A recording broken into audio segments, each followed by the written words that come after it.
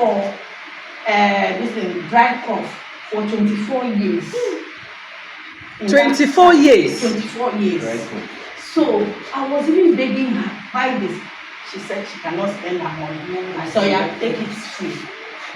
Go and take it.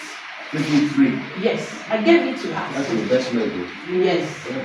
When she drank it, the next day, the next morning, she just ran. He said, you know, I slept today very, very well.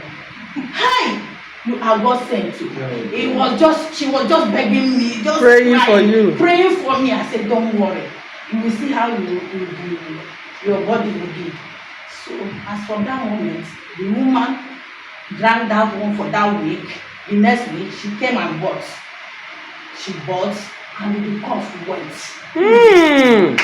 So, for 24 years.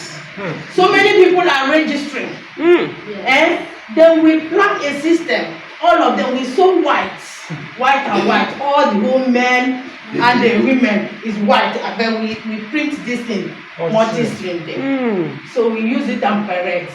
So whenever they see me, they call me doctor. Yes, so everywhere I say, oh my God, they say, no, you are doctor. Even when they get me one on the church, they call me, say, doctor, come out. Come out and take your honor.